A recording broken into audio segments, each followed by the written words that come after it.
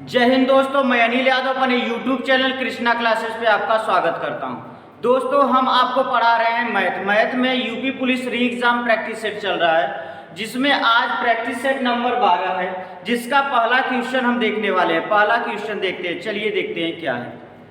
पहला क्वेश्चन दिया है 40 के वर्ग के 40% का चौथाई भाग क्या होगा। कह रहा है 40 के वर्ग के यानी 40 का वर्ग 40 के वर्ग के 40% यानी 40% को लिख सकते हैं 40/100 का चौथाई यानी 1/4। 40 का स्क्वायर करेंगे तो 1600 और गुणे 40/100 और गुणे 1/4। अगर देखें तो 2 जीरो से 2 जीरो कैंसिल, 4 से 4, यहाँ पर 10 बचा, यहाँ पर 16 और एक जीरो और बचा, 160। यानी ऑप्शन नंबर सी हमारा क्या होगा, सही होगा। चलिए अगला क्वेश्चन दिया है, अमर ने एक चित्र 20% हानि पर बेचा। यदि उसने इसे 200 रुपये अधिक में खरीदा होता तो उसे 5% का लाभ होता। उस वस्तु का मूल्य ज्ञात कीजिए जिस पर अमर ने चित्र खरीदा था। यानी उसका क्रय मूल्य हमसे पूछ रहा है। यानी पहले कितना हुआ था, 20% का हानि हुआ था और बाद में 5% का लाभ। यानी हमसे अगर पूछे तो दोनों का अंतर निकाल लीजिए, तो लिखेंगे 5 माइनस का 20 यानी कितना हो जाएगा, 25% हो जाएगा। और 25% का मान हमसे हमें कितना दे रखा है, 200 रुपये। 25 से कम 25 अट्ठे 200 होता है, यानी 1% का मान कितना आया, 8। तो हमसे 100% यानी 2 जीरो इधर लगा दीजिए, 2 जीरो इधर, यानी 800। ऑप्शन नंबर ए हमारा क्या होगा, सही उत्तर होगा। अगला क्वेश्चन दिया, किस चक्रवृद्धि ब्याज की दर पर निवेश किए गए धन की राशि 2 वर्ष में 1600 रुपये और 3 वर्षों में 1680 रुपये हो जाएगी। यानी हमसे क्या पूछ रहा है, किस चक्रवृद्धि ब्याज की दर, यानी हमसे रेट पूछ रहा है। रेट अगर पूछ रहा है तो कितने, 2 वर्ष का कितना दे रखा है, 1600 रुपये अमाउंट हो जा रहा है, और 3 वर्ष में कितना हो जा रहा है, 1680 रुपये अमाउंट हो जा रहा है। हमसे रेट परसेंट पूछ रहा है। इसका रेट परसेंट निकालने के लिए इसका अंतर निकालते हैं। तो 16 से 1680 यानी कितना हो रहा है, ज्यादा, 80 ज्यादा हो रहा है पहले वाले पे, 1600 और गुणे 100, 2 जीरो से 2 जीरो, 16/5 यानी कितना आया, 5%। ऑप्शन नंबर ए हमारा क्या होगा, सही आंसर। ये अगला क्वेश्चन दिया है, राम का मासिक बचत और व्यय का अनुपात 3:8 था। यदि किसी महीने में राम की आय 27,500 रुपये थी तो बचत क्या होगी। यानी हमसे कह रहा है राम की बचत और व्यय, बचत अनुपाते व्यय का रेशियो दिया कितना है, 3:8, यानी 3x और 8x। क्योंकि हमें पता है आय बराबर क्या होता है, आय बराबर होता है बचत प्लस व्यय। आय बराबर क्या होता है, बचत प्लस व्यय। यानी अगर हमें आय पता लगाना होगा तो बचत कितना है, 3x और प्लस व्यय कितना है, 8x, यानी 8 3 11x हो जाएगा न। और 11x का वैल्यू हमें कितना दिया है, 27,500, यानी 11x बराबर 27,500। 11 से काटेंगे तो x बराबर 11 दूना 22, 11 पचे 55, यानी x का मान कितना आ गया, 2500। अब हमसे पूछ रहा है बचत, तो बचत कितना दिया है, 3x, यानी बचत बराबर 3x, यानी कर सकते हैं 3 गुणे 2500, 25 तिया 75, 100 रुपये। यानी ऑप्शन नंबर बी हमारा क्या होगा, सही होगा। चलिए अगला क्वेश्चन दिया है, 3 साझेदार ए बी और सी 4:5:6 के अनुपात में लाभ कमाते हैं। यदि लाभ में सी का हिस्सा ए की तुलना में 200 रुपये अधिक है तो उनके द्वारा प्राप्त कुल लाभ ज्ञात कीजिए। यानी A B C, A B C का रेशियो दिया है 4:5:6। 4:5:6। तो कह रहा है कि C का हिस्सा A की तुलना में 200 अधिक है, यानी इसको मान लीजिए 4x, इसको 5x, इसको 6x। C का हिस्सा A की तुलना में अधिक है, यानी 6 से 4 यानी कितना ज्यादा है, 2x ज्यादा है। और 2x का मान कितना दिया है, 200, यानी अगर हम काट देंगे तो x का मान कितना आ गया, 100 आ गया।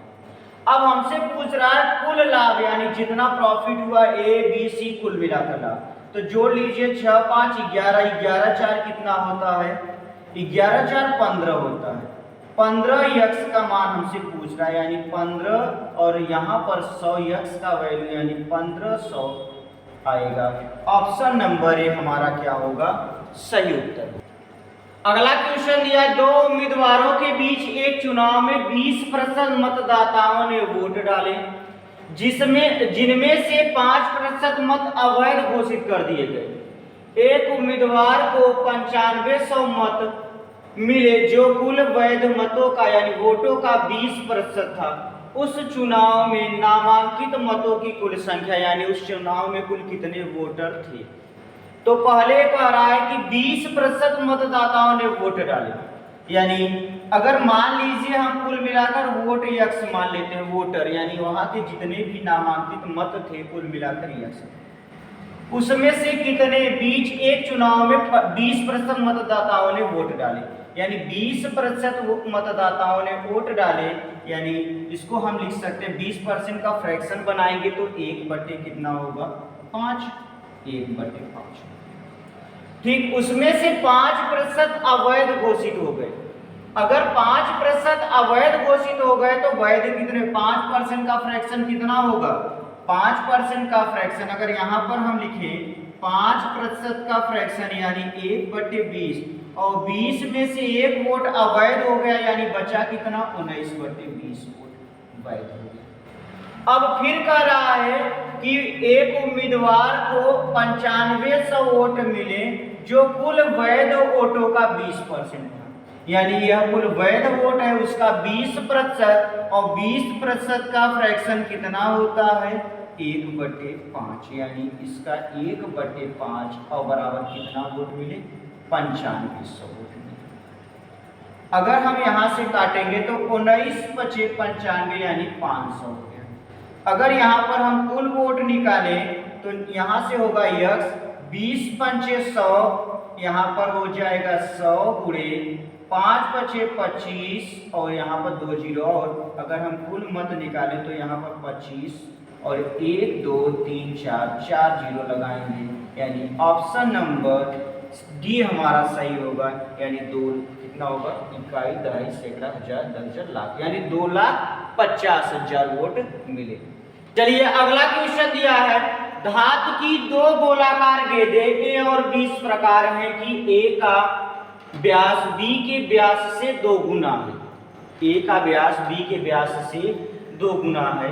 ए और बी के आयतनों का अनुपात क्या होगा। मान लीजिए हमसे कह रहा है ए का व्यास बी के व्यास से 2 गुना है, यानी इसका अगर 2 है तो इसका 1 होगा, यही तो कह रहा है।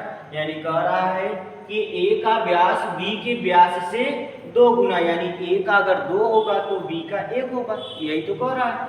अब हमसे कह रहा है कि व्यास कह रहा है, यानी बटे 2 करेंगे तो भी अनुपात में क्योंकि बनाना है, तो मान लीजिए इसका यक्स हो जाएगा 2x और इसका क्या मान लीजिए यक्स, ठीक है, यक्स और इसका 2x मान लीजिए। अब कह रहा है ए और बी के आयतनों का अनुपात, ए और ए का आयतन बटे बी का आयतन। गोले का आयतन होता है 4/3 पाई r1 का क्यूब बटे 4/3 पाई r2 का क्यूब। अगर यहाँ पर देखें तो 4/3 पाई से 4/3 पाई कैंसिल, कितना बचा, r1 का क्यूब बटे r2 का क्यूब।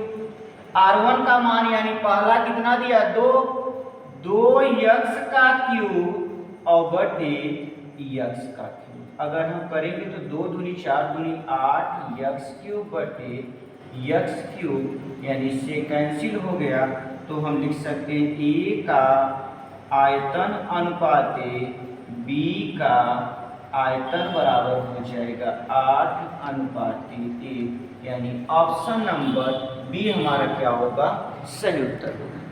ये अगला क्वेश्चन देखते हैं। दिया है 110 मीटर लंबी रेलगाड़ी 60 किमी प्रति घंटा की चाल से चल रही है तथा विपरीत दिशा में 6 किमी प्रति घंटा की चाल से एक आदमी आ रहा है। रेलगाड़ी उस आदमी को कितने समय में पार करेगी? अगर रेलगाड़ी किसी खंभे, किसी पेड़ या किसी व्यक्ति को पार करेगी तो अपनी लंबाई के बराबर दूरी तय करेगी, ठीक है। तो इसमें एक आदमी को पार कर रही है, यानी अपनी लंबाई के बराबर दूरी तय करेगी। उसके बाद कह रहा है यदि रेलगाड़ी और दूसरी रेलगाड़ी या फिर कोई व्यक्ति या कोई दूसरी समान दिशा, मतलब एक ही दिशा में चले तो क्या होगा, उनके चालों का अंतर निकाला जाता है। और यदि विपरीत दिशा में चले तो उनके चालों का क्या किया जाता है, योग किया जाता है। तो इसमें कह रहा है विपरीत दिशा से आ रहे, यानी 6 किमी प्रति घंटा आदमी का स्पीड है जो कि विपरीत दिशा से चला रहा है, यानी उसका योग हो जाएगा 60 किमी प्रति घंटा और ये कितना हो जाएगा, 6 किमी प्रति घंटा।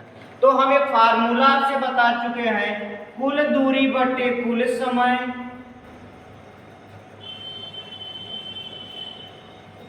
कुल दूरी बटे कुल समय गुणे 18/5 बराबर 4, और 4 किसमें होगा, किमी प्रति घंटा। कुल दूरी कितना दिया है, 110 मीटर, क्योंकि जो व्यक्ति है वह व्यक्ति को जब ट्रेन पार करेगी तो अपने लंबाई के बराबर दूरी तय करेगी, यानी कुल दूरी कितना हुआ, 110। समय नहीं पता तो मान लीजिए t समय में, गुणे 18/5 और बराबर 4। जब व्यक्ति एक दिशा से आ रहा है, ट्रेन दूसरी दिशा से यानी विपरीत दिशा से आ रहे हैं, तो क्या होगा, जुड़ जाएगा, यानी 60 किमी प्रति घंटा प्लस 6 किमी प्रति घंटा आपस में जुड़ जाएगा। तो लिख सकते हैं 110/t गुणे 18/5 और बराबर 6। अगर काटेंगे तो 11 एकम 11, 11 छक्का 6 से काटेंगे 6 6त्रिक 18। अगर यहां से काटेंगे तो 5 दूनी 10, यहाँ क्योंकि 10 हुआ तो 5 दूनी 10, यानी t बराबर आया 3 दूनी 6 सेकेंड। ऑप्शन नंबर बी हमारा क्या होगा, सही होगा। क्वेश्चन दिया है करड़ी में 5, करड़ी में 5, करड़ी में 5, फिर करड़ी में 5 का मान ज्ञात कीजिए। अगर यही मान अगर अनंत तक दिया गया होता तो हमारा सीधा आंसर ये हो जाता, कोई दिक्कत नहीं थी। लेकिन यहाँ कहाँ तक दिया, केवल 4 कदम तक दिया, यानी 4 ही मान दिया है करड़ी में 5 का। तो इसके लिए हम क्या करेंगे, 5 दिया है तो 5 लिख लीजिए। उसके बाद क्या करेंगे, 2 कितनी बार दिया है, 1 2 3 4, यानी 4 बार करड़ी दिया है तो पावर 4 लगाएंगे, -1 कर देंगे, बटे 2 के पावर 4 लिखेंगे। यानी जो संख्या दिया गया हो करड़ी में उसको लिखेंगे, उसके पावर 2 लिखेंगे, 2 के पावर जितना बार दिया गया हो, जैसे 1 2 3 4 तो 4 लिखेंगे, -1 और बटे 2 के पावर जितना बार दिया उतना लिखेंगे। तो लिखेंगे 5 के पावर 2 के पावर 4 कितना होता है, 16 - 1 बटे 2 के पावर 4 होता है 16। यानी लिख सकते हैं इसको 5, 16 में से घटाएंगे तो 15 बटे 16। कौन सा ऑप्शन है, ऑप्शन नंबर बी हमारा क्या होगा, सही। चलिए अगला क्वेश्चन दिया है, एक दुकानदार 1 केजी चाय के क्रय मूल्य के बराबर 950 ग्राम चाय बेचता है, उसका लाभ प्रतिशत ज्ञात कीजिए। यानी 1 केजी मतलब 1000 ग्राम के स्थान पर वह जिस बाट का प्रयोग करता है वह बाट कितना है, 950 ग्राम की बाट। यानी जो बाट यूज कर रहा है वह 950 ग्राम है और लिया कितने से, 1000 ग्राम से। यानी कितना अधिक, कितना मतलब उसमें कटौती कर रहा है, यानी बेईमानी कितना कर रहा है, 50 ग्राम, 50 ग्राम बेईमानी कर रहा है, 50 ग्राम बेईमानी कर रहा है। यानी कितने पे, जितना यूज कर रहा है, यानी 950 ग्राम पे गुणे 100। ठीक है, 0 से 0, 5 से काटेंगे 19 × 5 = 95, यानी 100/19, 19 पचे 95, 5/19%, यानी दुकानदार को 5 सही 5/19% का क्या होगा, लाभ होगा। चलिए दोस्तों, आज के लिए बस इतना ही। अगर आपको हमारा वीडियो पसंद आए तो इसे लाइक कीजिए, अपने दोस्तों के साथ शेयर कीजिए और कमेंट करके बताइए कि आपको कैसा लगा। और हाँ दोस्तों, हमारे जितने भी स्टूडेंट हैं उनका यूपी पुलिस में री एग्ज़ाम जो हो रहा है उसमें काफ़ी अच्छा स्कोर कर रहे हैं बच्चे। काफ़ी बता रहे हैं कि सर बहुत अच्छा है और रिजल्ट मतलब बहुत अच्छा क्वेश्चन आ रहा है, जो आप पढ़ाए लगभग उससे ही सिमिलर मिल रहा है, तो हमें बहुत अच्छा लगा। आप लोग भी पढ़िए और प्रैक्टिस करिए और जाके एग्ज़ाम देकर आइए। थैंक यू, धन्यवाद, जय हिंद।